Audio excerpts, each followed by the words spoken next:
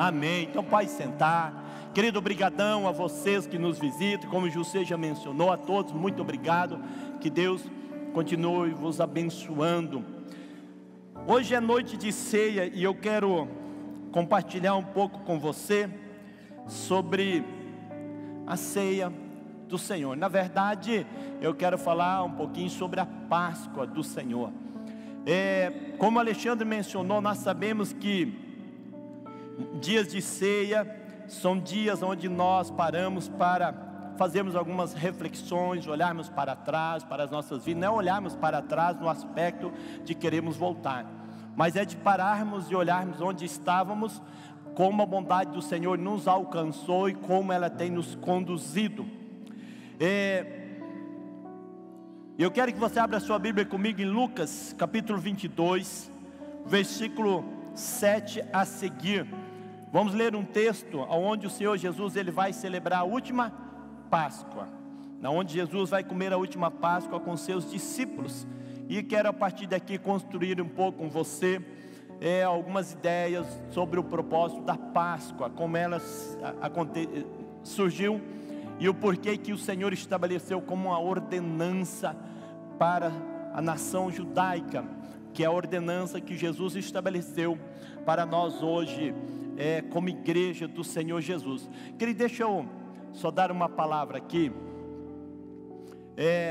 Nós sabemos, à luz da Bíblia, que a Bíblia diz assim: aquele que crer e for batizado será salvo, quem não crer já está condenado. Nós sabemos que a salvação, ela está relacionada ao nosso ato de obediência. E a palavra batismo é estarmos imergidos, mergulhado em algo. Todas as vezes que você está imergido em algo, você está batizado por aquilo. Então, quando Jesus prega o Evangelho, Jesus ele disse: aquele que crer e for batizado, aquele que acredita no Evangelho, que crer no Evangelho, está imergido no Evangelho, então ele vai ter um ato simbólico, que é a demonstração da sua fé para a sua salvação. Preste atenção então, se o batismo, ele fazem parte, querido, do nosso processo de salvação, é uma das ordenanças que Jesus deixou. Mas Jesus deixou uma segunda ordenança, que é a ceia do Senhor, que é ceiarmos. E por que acreditamos que se lidarmos com a ceia, sem a reverência, sem o respeito devido, estamos agradando a Deus? Por que pensamos? Por que achamos que eu posso cear se eu quero, ou se eu não quero, eu não posso cear e está tudo bem? Se o batismo tem peso na nossa salvação, no ato de fé, a ceia também tem um peso de relevância, porque são as duas ordenanças que o Senhor deixou. Eu quero que você pense, você que está em casa, você que está me vendo, e você talvez tenha olhado para a ceia, não tenha levado tanta seriedade no teu coração. Eu quero só dizer algo ao teu coração nesta noite. Enquanto estava ali, o Senhor falava ao meu coração. Como você tem olhado para este momento? A Bíblia diz que nunca devemos tornar simples aquilo que não é simples, que nunca devemos olhar com olhar de desprezo aquilo que é santo, nunca olhar, querido, para aquilo que é puro como se fosse algo comum. Momento de ceia não é algo comum, é algo muito sério da parte do Senhor. E eu quero que você olhe para a sua vida, você que não está aqui, ou talvez nem na sua casa você preparou este ambiente para você cear com a sua família. Eu gostaria de convidar você a fazer uma autoanálise da sua vida, como ela está. Certamente você verá o reflexo, muitas vezes, daquilo que é tão importante, que não está sendo aplicado, talvez a sua vida, você não tem olhado como se deve olhar. Então, meu conselho a você entenda no teu coração, o relacionamento com Deus, ele é muito importante. Nós devemos olhar com muita seriedade o nosso relacionamento com o Senhor. O momento de ceia é um momento muito importante, é um momento que você senta à mesa com o Senhor, e você vai se alimentar daquilo que Cristo, Ele resgatou, Ele conquistou para nós na cruz. E a estratégia de Satanás e das pessoas é impedir você deste momento. Então, que você possa fazer uma autoanálise de como está a sua vida, como está a sua espiritualidade, e como você tem lidado com este momento que Jesus disse que seria uma memorial, que Jesus deixou para nós como um princípio a ser praticado e aplicado com frequência em memória a Ele. Então, é uma das ordenanças. Então, pare e pense e faça uma reflexão no seu coração. Querido, nós sabemos que este momento de cearmos é um momento muito importante. Quando nós vamos olhar para o Velho Testamento, talvez você nunca parou para pensar, talvez que eu fale um pouco, você vai perceber como Deus tratava com tanta seriedade a Páscoa do Senhor. O Senhor, Ele tratava com tanta seriedade, que havia uma convocação para que os israelitas, o povo judeu, o povo de Deus, pudesse compartilhar da Páscoa do Senhor. Na antiguidade, os negociantes saíam para fazer seus negócios, e talvez, devido a algumas dificuldades, eles não conseguiriam estar no tempo determinado pelo Senhor, onde anualmente eles celebravam a Páscoa do Senhor. O Senhor dava a eles mais uma oportunidade. O Senhor dizia assim: marca para esses que não puderam, devido às suas condições de estar longe de casa, aqueles que de fato não puderam estar aqui, daqui a tantos dias, estabelece uma nova data para que eles celebrem a Páscoa. Se porventura eles não celebrarem, tire eles para fora do arraial, apedrejam a morte, porque eles estão lidando com leviandade aquilo que é santo. Vai ler no Velho Testamento para você ver. Pastor, vivemos o tempo da graça. Tempo de graça, querido, não é tempo onde o Senhor faz de conta que nada existe. Tempo de graça, eu estou dando a você oportunidade e misericórdia para que você busque a minha presença e ajuste o teu coração. Tempo de graça é Deus dizendo assim: olha, eu estou dando a você a oportunidade para que você mude o teu coração, para que você alinhe a sua vida, para que você possa viver os meus propósitos. Mas se você não viver os meus propósitos, a minha justiça ela entra em operação. O meu juízo ele virá. Nós olhamos para Deus sempre com um olhar de bondade, com um olhar de misericórdia, com um olhar de um Deus amoroso. É verdade, Deus é bom, Deus é santo, Deus é amoroso, mas Deus é justo. Deus é juiz. Deus julgou todo o pecado da humanidade em Cristo, o seu próprio Filho, Filho unigênito. Deus derrama a sua ira. Diz: pastor, quem matou Jesus? O Pai. Você pode se escandalizar, foi Deus que derramou a ira. Por quê? Porque Deus julgou o pecado, Jesus fez pecado, e Deus traz julgamento, acertou em Cristo, porque Cristo estava em condições de pecado por amor a mim e a você. É Deus tratando. Então que a gente possa abrir o nosso coração hoje à noite de ceia, você fazer uma reflexão, uma autoanálise da sua vida, né? Como nós estamos? Como nós lidamos com um momento como esse, com o momento de estar na presença do Senhor, como um momento de nos reunirmos como família? Se você não pode estar aqui, mas na sua casa, entendendo que é um memorial, Jesus deixa como uma ordenança, Ele diz: fazei. Jesus não disse se você quer, se você acha interessante, não, fazei. Então nós estamos aqui fazendo o que Jesus disse para fazermos, como igreja do Senhor, para podermos continuar. Todas as vezes que nós obedecemos ao que Jesus nos ensinou, nós nos tornamos fortes, nós nos tornamos saudáveis, nós nos tornamos pessoas melhores. Todas as vezes que eu obedeço o que Jesus me ensinou, mais eu me aproximo dEle.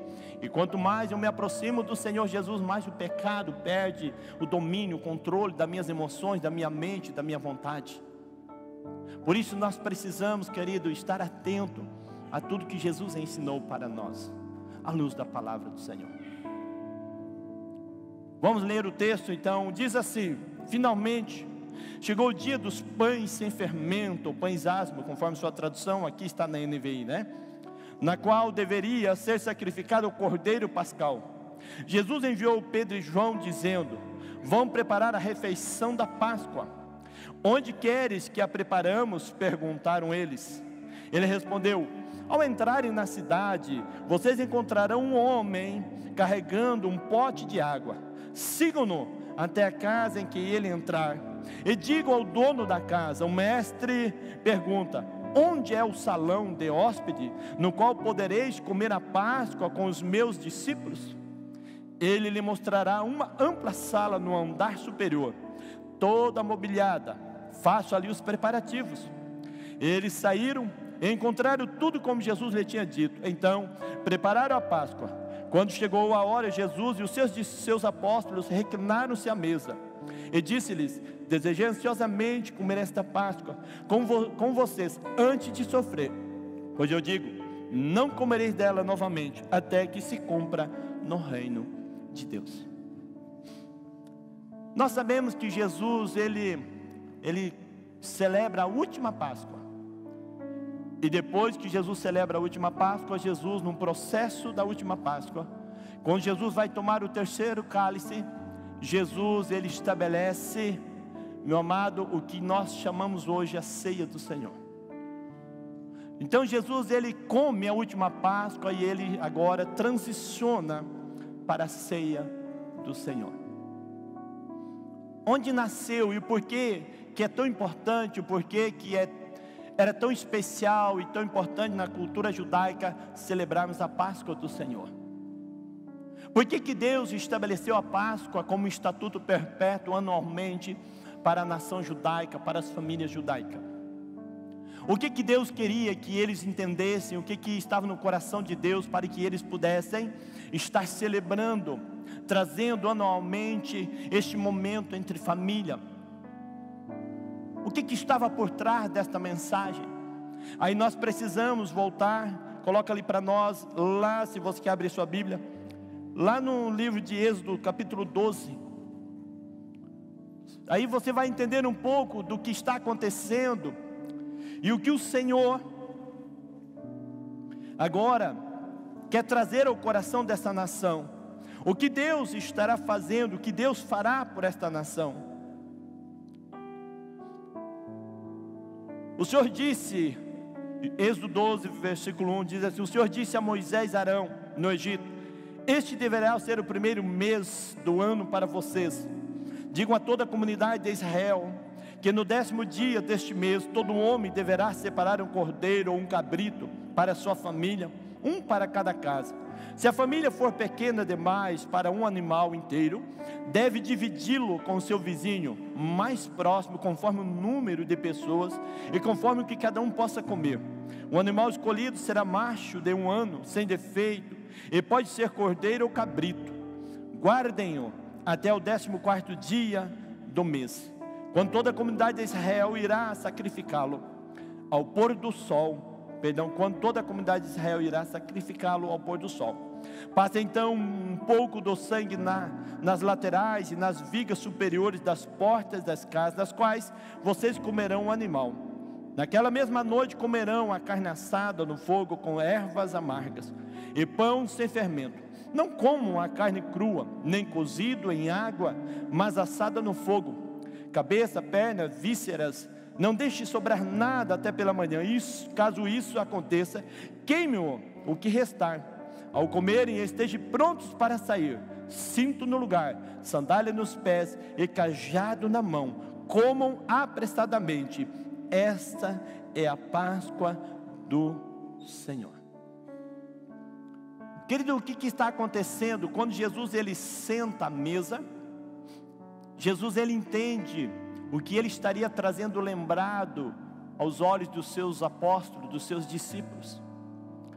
A palavra do Senhor nos fala que aqui neste momento, que é o momento onde o Senhor vem para a nação de Israel, e o Senhor ele vai trazer juízo sobre o Egito, onde o povo de Israel por 430 anos, eles viveram numa terra estrangeira, numa terra de inimigos, onde por um período pós-morte de José, eles tornaram-se escravos, e eles foram submetidos a uma dura servidão, a um duro jugo de escravidão por muitos anos.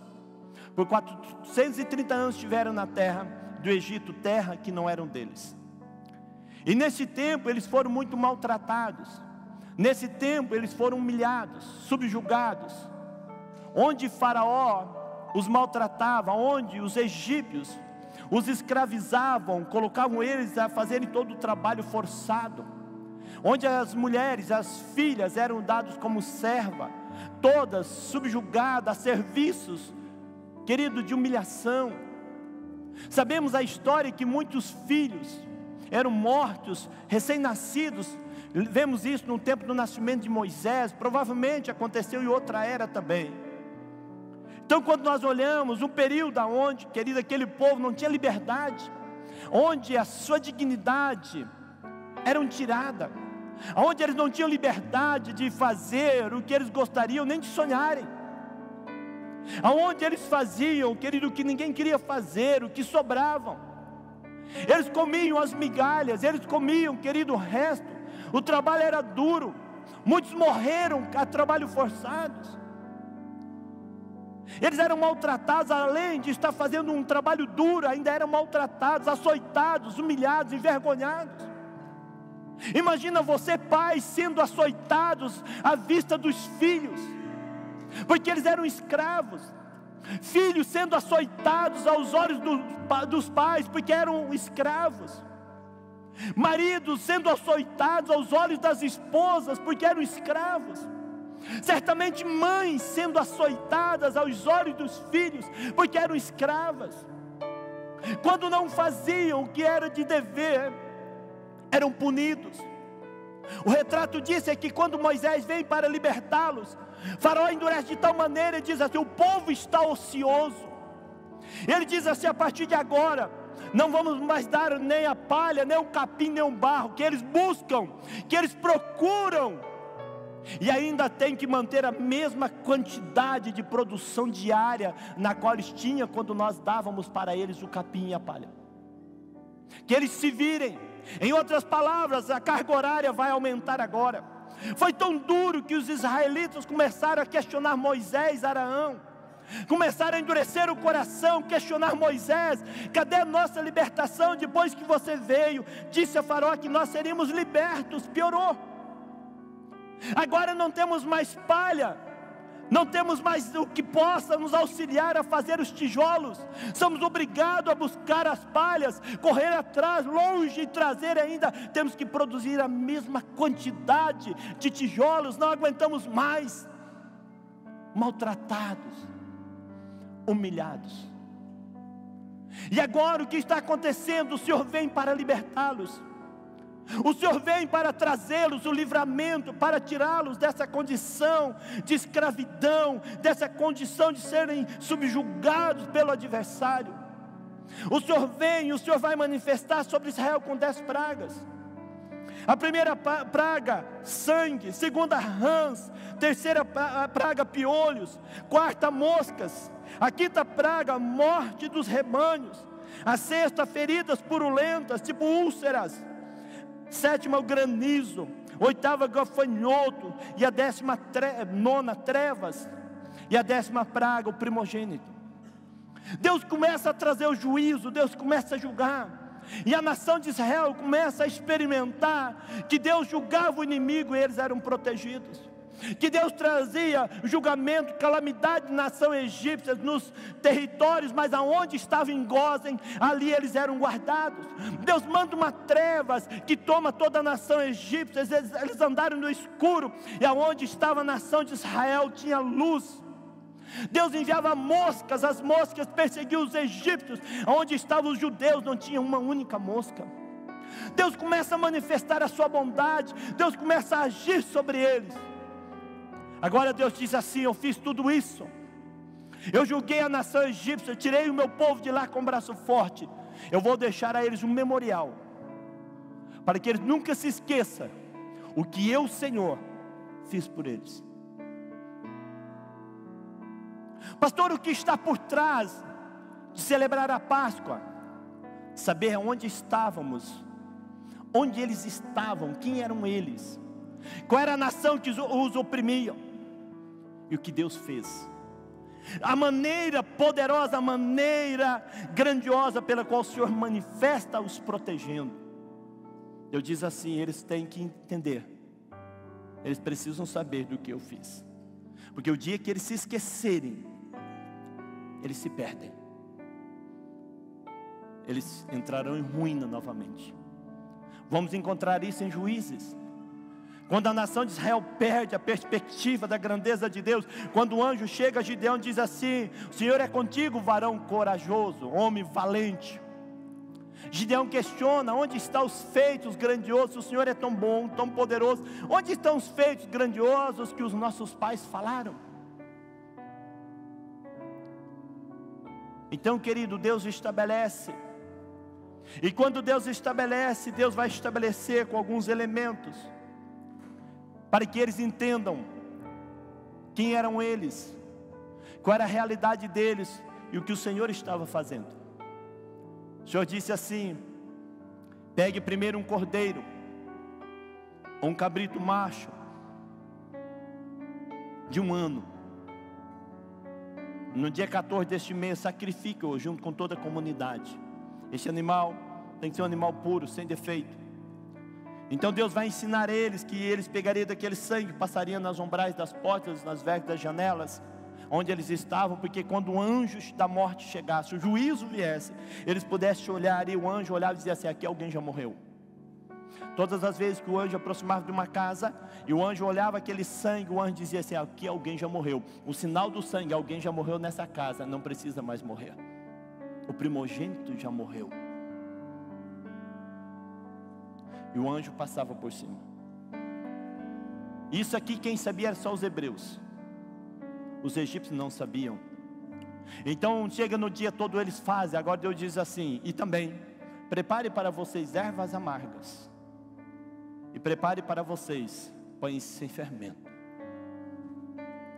Outra coisa: comam com sandália nos pés, lombos cingidos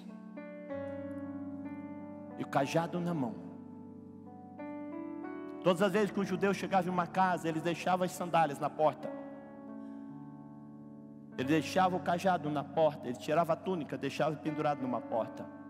Eles entravam descalços na casa. O Senhor disse assim: não, vão lá, calcem, estejam prontos, comam preparados para a partida. Então, quando eles foram celebrar a primeira Páscoa, eles vão então comer ervas amargas, pão sem fermento. Ervas amargas, escravidão. Pão sem fermento, pão de dores. Carne seca, tempos difíceis, escravidão, humilhação. Então o Senhor estabelece, agora o Senhor diz para eles assim: façam isso anualmente, como estatuto perpétuo. Contem para os seus filhos o que eu, Senhor, fiz por vocês. Falem para eles. Querido, e dentro da cultura judaica, todos os anos, os judeus se reuniam em família e eles iam celebrar a Páscoa do Senhor. E todas as vezes que eles iam celebrar a Páscoa do Senhor, tinha a erva amarga, ervas amargas, pães asmos, e tinha ali 4 taças. A primeira taça, levantava-se o chefe da casa, ele levantava e ele pegava a primeira taça, quer dizer, Kiddush, ou a taça da santificação. Então o pai pegava essa taça e ele agora entregava para todos que estavam à mesa. Todos bebiam e voltavam a ele, e ele também bebia. Ele era o responsável. E depois de beber então essa primeira taça, ele partia para a segunda taça, que era a taça Hagadash, que é a taça da explanação. O responsável da casa então pegava essa taça, dava para todos beberem. Todos bebiam, igualmente ele bebia. E agora alguém lhe perguntava: por que esta refeição que nós estamos agora comendo é diferente de todas as outras? Neste momento, eles começavam a explanar, a falar do que Deus fez por eles. Eles começavam a falar de qual era a condição deles, onde eles estavam. Ele dizia: mas o Senhor, o Deus Todo-Poderoso, o Deus de Israel, o Deus Jeová, Ele veio com um braço forte. Ele julgou a nação egípcia, Ele a humilhou, Ele a maltratou, Ele nos tirou de lá, Ele nos fez prosperar. Os nossos inimigos foram envergonhados, aqueles que nos subjugavam, eles foram humilhados, e o Senhor nos deu vitória. Eles se gabavam da grandeza de Deus, enchiam o coração para falar: o nosso Deus nos tirou de lá, o nosso Deus nos removeu daquele lugar, o Senhor. E ele então começava a explicar do porquê que eles estavam celebrando a Páscoa do Senhor. Depois, eles chegavam na terceira taça, que é a taça de ações de graça. Ele toma o pão e diz para eles repartir e comer entre eles. Este é o pão da aflição que nossos pais comeram no Egito. Então quando eles pegavam, dizia assim, a taça dava para ele, depois pegavam do pão, e todos comiam do pão. Dizia assim, este pão é o pão da aflição, é o tempo que nós sofremos, é o tempo que nós fomos humilhados, é o tempo que nós fomos maltratados no Egito. E todos choravam. Eles se pranteavam de lembrar quão grande foi o tempo de sofrimento deles no Egito. E depois deste momento, o pai se levantava novamente e ele vai pegar a quarta taça, que é a taça de Halel, de ações de graça, taças de gratidão a Deus, onde eles louvavam, onde eles cantavam, onde eles se alegravam no Senhor. E depois saíam. Eles faziam isso anualmente, se repetiam entre famílias, para que se lembrasse de quem eles eram, do que o Senhor fez por eles. Quando Jesus chega à mesa, Jesus ele senta à mesa, ele está junto ali com os seus discípulos. Jesus chega, Jesus disse assim para os seus discípulos, lá em Lucas que nós lemos, anseiei muito comer com vocês esta Páscoa. Estava desejoso, estava esperançoso a comer com vocês esta Páscoa. E neste momento Jesus ele olha aos olhos dos seus discípulos e Jesus começa a falar. Jesus começa a explicar a eles do que estaria para acontecer. Jesus começa a trazer o entendimento a eles. O que Jeremias 31, 33 vai falar, que o Senhor diz que nos últimos dias, o Senhor diz assim, farei uma nova aliança com o meu povo. Porque a primeira aliança que Deus havia feito com Abraão, Deus fez, Abraão estava dormindo. Quando Deus fez, Deus faz uma aliança com Abraão. Somente Deus promete, Abraão não tem nada a oferecer a Deus. Mas Abraão falha. O Senhor vem e faz uma aliança com a nação de Israel. Mas o Senhor disse, mas a nação de Israel quebrou a aliança. Mesmo que eu a tomei para mim, elas quebraram a aliança comigo. Mas Deus diz, mas chegará um dia onde eu farei com o meu povo uma aliança. E esta aliança será uma aliança perpétua. Eu vou escrever, eu vou colocar no coração deles esta aliança. Ninguém mais precisará ensinar o seu próximo, dizendo assim, conhece ao Senhor? Porque todos me conhecerão, diz o Senhor. E o Senhor agora vai estabelecer, Jesus está neste momento. Certamente que Jesus pega a primeira taça, Jesus come, e Jesus tem o mesmo ritual que tem em todos os demais. Jesus pega a primeira, a segunda. Agora Jesus chega na terceira taça, e Jesus está com seus discípulos. E a terceira taça na cultura judaica era a taça da aflição, onde eles pegavam essa taça e celebravam e diziam assim, este é o pão da aflição, é o pão de dores, pão de sofrimento. Mas Jesus pega agora, Jesus ele vai dar graças. Jesus diz assim, alegrei muito, graças eu dou ao meu Senhor. Jesus então ele vai celebrar este momento. Os discípulos ficam olhando para Jesus, talvez confusos, dizendo assim, mas Senhor, não é assim que se celebra a Páscoa. Mas Jesus estava dizendo a ele, estou fazendo uma nova aliança, estou construindo uma nova aliança com vocês, como profetizou o profeta Jeremias. E Jesus estabelece, então Jesus senta, quando Jesus disse assim, anseiei muito comer convosco essa Páscoa, Jesus estava dizendo, aquilo que era confuso para vocês até hoje, aquilo que estava obscuro ao entendimento de vocês, a partir de hoje, eu quero trazer luz, entendimento. E Jesus senta, e quando Jesus ele pega do pão, Jesus, ele dá graças aos seus discípulos e diz assim: comei entre vós, porque este é o meu corpo, que será partido por amor a vocês. Jesus estava dizendo: assim como este pão vai ser diluído, consumido, sumido em vocês, assim eu quero estar tão próximo, tão perto, tão dentro de vocês, que nada nos separará a partir de agora. Eu quero estar tão com vocês, tão junto. Mas agora o discípulo pensa: mas uma aliança, ela não se consuma sem que haja sangue. E eles ficam olhando para Jesus naquele momento. Eles não entendiam que Jesus era o Cordeiro de Deus, que era aquele que Deus havia enviado. João 1:29, quando olha para Jesus, João Batista, ele olha, ele exclama, ele diz assim: eis o Cordeiro de Deus, que tira o pecado do mundo.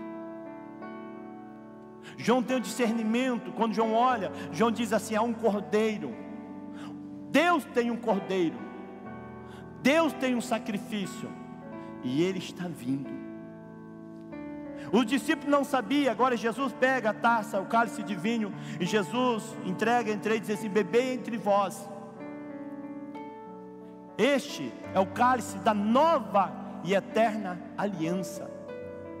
Os discípulos ficam olhando e dizem: mas como assim? Jesus diz assim: eu sei, nova aliança no meu sangue. Vocês não sabem de onde virá o sangue, mas o sangue que será derramado daqui a pouco está no meu corpo, por amor a vocês. E eles comem, cantam um louvor, Jesus sai. Meu amado, este é um momento tão importante de nós pararmos e olharmos para nossas vidas. Quando o Senhor estabelece ao povo judeu, o Senhor está dizendo: lembra-te de quem eram vocês. Saibam onde vocês estavam. Reconheçam qual era a condição de vocês longe da minha presença. Entendam o que lhes esperavam no futuro. Não tínhamos esperança, não tínhamos condições de nos relacionarmos com Deus, não tínhamos, querido, capacidade de podermos nos aproximar do Senhor. Todas as tentativas humanas deram errada. Quanto mais um homem ele queria se aproximar de Deus, mais um homem se afundava em erros, em práticas religiosas, entrando em caminhos destruidores. Era impossível o homem voltar a um relacionamento com Deus se Jesus não vem, se Jesus não se entrega naquela cruz. Este é o momento de nós pararmos e olharmos para o Senhor Jesus e entendermos, querido, que o que Cristo fez por nós, querido, ninguém poderia fazer. É o momento de nós olharmos, querido, e reconhecermos que o Cordeiro Santo de Deus, Ele se entregou, Ele deixou da sua glória, se esvaziou, tomou forma de homem, foi maltratado, foi humilhado, subjugado, rejeitado, para suportar tamanha afronta, querido. A Bíblia diz que Ele não abriu a boca, como o cordeiro mudo foi levado ao matadouro. Jesus não reclama, Jesus não questiona, Jesus não retruca. Ele fica quieto, porque ele entende que ele precisa ir para o Calvário. Ele precisa trilhar o caminho de dor. Ele precisa suportar, querido, toda desgraça, todo pecado, toda imundícia humana. Ele precisa suportar. É um momento duro, é um caminho de dor, é um período difícil que Jesus enfrentaria. Jesus, quando ele está ali, ele diz para os seus discípulos: a minha alma está triste até a morte. Jesus já sentia o peso do pecado da humanidade sobre o seu corpo. Jesus já estava sentindo, querido, a dor da vergonha, da humilhação, o sentimento de estar sujo, mas ele era puro, mas ele se sente sujo, ele se sente imundo, por causa do meu e do seu pecado, por causa da nossa imundícia. Quando você peca, como é que você se sente sujo, imundo, com vergonha, quer se esconder, ninguém pode ver? É assim que nós nos sentimos. Essa era a condição que estava sobre Jesus neste momento. Jesus, ele está ali, tempos difíceis, mas Jesus, ele ora, ele clama, porque Jesus sabia, querido, que se ele não enfrentasse este processo, se Jesus não suportasse este caminho, não teria redenção, não teria salvação, não teria condições de nós nos relacionarmos com o Pai. Jesus entendia. Jesus fica calado e Jesus suporta, porque Jesus sabia: eu preciso suportar, eu preciso passar por este caminho para que o homem seja alcançado. O nosso coração, ele precisa se encher de gratidão ao Senhor. O nosso coração, ele precisa transbordar de gratidão, dizer: Senhor, muito obrigado. Muito obrigado por me alcançar. Muito obrigado porque a tua bondade, ela veio sobre a minha vida. Agora o Senhor disse à nação de Israel: como assim? Da Páscoa, lombo cingido, sandálias no pé e cajado na mão. Pastor, e para quem era a Páscoa no tempo do povo judeu? Será que era qualquer um que chegava e comia da Páscoa? Será que Deus permitia que as pessoas poderiam chegar de qualquer forma? Porque eu quero agora, eu vou lá comer da Páscoa? Não, não era assim. Vamos ler um texto só para que você tenha em mente. Está ali mesmo em Êxodo.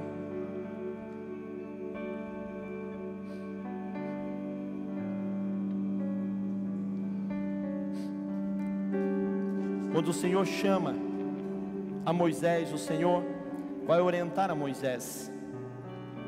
E o Senhor vai dizer a Moisés: disse o Senhor a Moisés e Arão: estas são as leis da Páscoa. Essas são os rituais, as leis, o cerimonial. É assim que tem que acontecer. Nenhum estrangeiro poderá comê-la. O escravo comprado poderá comer da Páscoa depois de circuncidado, mas o residente temporário e o trabalhador contratado dela não comerão. Vocês a comerão numa só casa. Não leve nenhum pedaço de carne para fora da casa, nem quebre nenhum osso. Toda a comunidade de Israel terá que celebrar a Páscoa do Senhor. Qualquer estrangeiro residente entre vocês que quiser celebrar a Páscoa do Senhor terá que circuncidar todos os do sexo masculino de sua família. Então poderá participar como natural da terra. Nenhum incircunciso poderá participar. A mesma lei se aplicará ao natural da terra e ao estrangeiro residente. Todos os israelitas fizeram como o Senhor tinha ordenado. E Moisés e Arão, no mesmo dia o Senhor tirou os israelitas do Egito, organizando segundo as suas divisões. Quem pode comer a Páscoa do Senhor? O estrangeiro, desde que ele fosse circuncidado, desde que ele fosse marcado como um judeu. Deus diz assim: se eles quiserem celebrarem a Páscoa, circuncidam-se. Em outras palavras, precisam ter a marca do meu povo, precisam ter a minha marca. A Bíblia vai nos falar, querido, que hoje a marca que nós temos, que nos garante, querido, essa aproximação da mesa do Senhor, querido, é o selo do Espírito Santo dentro de nós. Esse é o penhor que nos garante um relacionamento, uma vida com o Senhor. Nós precisamos, querido, entender no nosso coração que precisamos ter um relacionamento com Deus. Você não pode simplesmente achar, querido, que hoje você pode vir aqui comer da ceia porque te deu vontade. Ceia não é para quem tem vontade. Você não pode vir aqui beber do cálice do pão, querido, se você está vivendo uma vida errada e você não quer abandonar. Você não pode vir aqui comer do pão porque você achou que todo mundo comeu, você não quer ser constrangido. Você não pode. Pastor, por quê? Porque você precisa primeiramente reconhecer o sacrifício de Jesus na cruz. Você precisa olhar pelo preço que Jesus pagou, olhar para ele e dizer assim: eu reconheço a minha miséria, eu reconheço que um santo, o Filho de Deus, se entregou na cruz para morrer pelos meus pecados. Agora, pastor, mas e se eu queira comer, querida, a consciência é sua. E o apóstolo Paulo diz assim, querido: examine-se, pois, o homem a si mesmo, pois coma do pão e beba do cálice. Diz: aquele que come sem discernir o corpo de Cristo, come e bebe para a sua própria condenação. Está em 1 Coríntios 11, 23, na sequência. Quando eu me aproximo, querido, para tomar do cálice do pão, eu estou dizendo, eu estou compartilhando da vida com Jesus, mas eu não tenho aliança com Jesus, querido, eu estou, meu amado, comendo sem discernimento. Eu preciso discernir quem é Cristo, como eu estou, quem é o meu dono, quem é o meu Senhor. A minha vida está rendida aos pés do Senhor, estou vivendo em obediência, estou me esforçando a agradar o Senhor, estou. Então você é um candidato. Não, pastor, eu não quero, eu só gosto de vez em quando. Então o meu conselho a você é: não coma. Mas você que pode comer, você que decide. Aí Paulo vai dizer assim: por isso, preste atenção, não há poucos, mas muitos fracos e que dormem. Essa palavra dormir, pessoas que estão sem percepção do que está acontecendo, em outros também aspectos, pessoas que já partiram, porque olharam para o que é santo, o que Deus fez, achando que era algo tão comum, que posso fazer quando quiser do meu jeito. Não, você precisa se arrepender. Nós precisamos colocar no nosso coração, porque o que Jesus fez por nós foi algo muito precioso, algo muito poderoso, algo grandioso. Paulo vai dizer: examine-se o homem a si mesmo, coma do pão. Discernir o corpo é ter consciência da igreja de Jesus, é ter consciência da vida dos meus irmãos, é ter o entendimento, querido, de que o que eu tenho, quando eu como do pão, bebo do cálice, eu estou transferindo para o meu irmão. Se eu tenho vida, se eu estou bem, eu transfiro vida. Mas se eu estou mal, se eu estou uma vida de pecado, eu transfiro pecado também. Porque é o compartilhar de vida, é uma transferência. Eu preciso discernir. Eu não posso comer de qualquer jeito, porque eu não posso ferir o meu irmão, que é o corpo de Cristo, que está sentado à minha esquerda, que está sentado à minha direita. O Senhor disse: o estrangeiro não come, o trabalhador temporário também não coma da Páscoa, a não ser que se sujeitem à circuncisão, se sujeitem à marca. Nós precisamos, pastor, então o que eu tenho que ter? A marca de Cristo no seu coração. Pastor, e quando é que eu tenho a marca de Cristo? É quando eu reconheço que Ele é Senhor e Salvador. É quando eu entrego o meu coração a Jesus, eu reconheço que Ele é na minha vida. A partir daí, o Espírito do Senhor vem sobre a minha vida e me sela. E a partir de então, eu sou marcado. E a partir de então, eu sou convidado a chegar à mesa e compartilhar do que Jesus fez. O sacrifício de Jesus foi feito para resgatar toda a humanidade, mas ele só tem poder de efeito sobre aqueles que reconhecem o que ele fez. Se você não reconhecer, não muda nada. Se você não reconhecer, a sua vida continua do mesmo jeito. Como você está? É uma noite de nós olharmos para dentro de nós e nos autoavaliarmos. Como eu estou? Como está o meu coração? O Senhor quer que você coma do pão, beba do cálice. Porque quando eu como do pão, beba do cálice, querido, eu estou dizendo para Jesus: Jesus, eu recebo da sua vida, eu recebo do seu sacrifício, eu tomo posse, e eu quero entregar ao Senhor tudo aquilo que me condenava, tudo aquilo que me afastava do Senhor, tudo aquilo que me destruía. Eu entrego em suas mãos. Eu troco com o Senhor e eu me alimento desta vida. Como você está? Hoje é noite de ceia. Como está o teu coração? Como está a sua vida com Deus? Nós temos visitantes aqui que dizem: pastor, eu não sou desta casa, mas você tem comunhão com Jesus. Você pode comer do pão e beber do cálice, você é família. Mas se você é da casa e a sua vida não está alinhada, você tem a oportunidade de alinhar ela. Porque se você comer de qualquer jeito, em outras palavras, você só está trazendo problema para você. Você só está trazendo problema para a sua vida. Dificuldade, desânimo, apatia espiritual, esfriamento espiritual, porque você não está reconhecendo a grandiosidade do que Cristo fez. Meu conselho a você é: não deixe que nada tire você deste momento. Mas não vem de qualquer jeito. Coloque teu coração a Deus. Se há pecado, diga: Deus, me perdoa, quero me arrepender. Mas quando pedimos perdão, querido, tem que ter uma mudança. Não é pedir perdão aqui, sair ali fora, fazer do mesmo jeito. Isso não é arrependimento.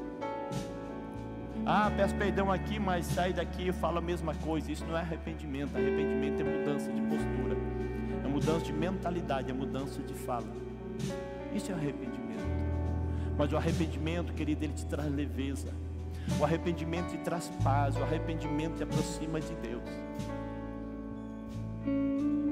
Quando você come do pão e beba do cálice, você está dizendo para Jesus: Jesus, eu me alimento da sua vida, eu me alimento da sua força, eu me alimento da sua verdade, eu me alimento de todas as promessas que o Senhor conquistou na cruz.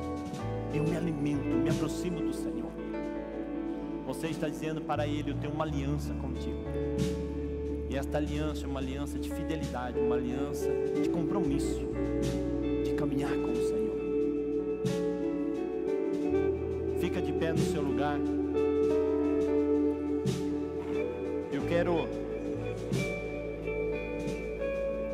Eu gostaria de que você pudesse pensar um pouco aí no seu lugar, de como você está, como está a sua vida, como está seu relacionamento com Jesus, como você se encontra hoje. Querido, quando nós ceamos, nós estamos dizendo para Jesus: Jesus, se o Senhor vier agora, eu estou pronto para ir para o céu. Se eu morrer agora, eu estou indo para o céu.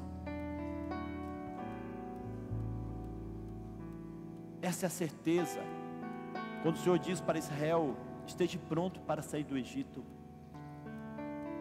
porque eu estou julgando a nação egípcia, e hoje vocês sairão do Egito. Hoje vocês terão a liberdade. Vocês irão caminhar rumo à terra prometida. Quando você entrega o teu coração a Jesus, você está dizendo para Jesus: Jesus, estou indo para o céu. Estou caminhando rumo à minha pátria eterna. Estou caminhando em direção àquilo que me aguarda na eternidade. É desta forma que o Senhor quer que nos achegamos à mesa, com convicção da nossa salvação, com certeza que somos salvos em Cristo, que Ele é conosco, que Ele caminha conosco todos os dias. Fala com o Senhor. Nós vamos cantar uma canção. Enquanto cantamos, você vai falar com Deus. Depois nós vamos servir a ceia. Você vai conversar com Deus.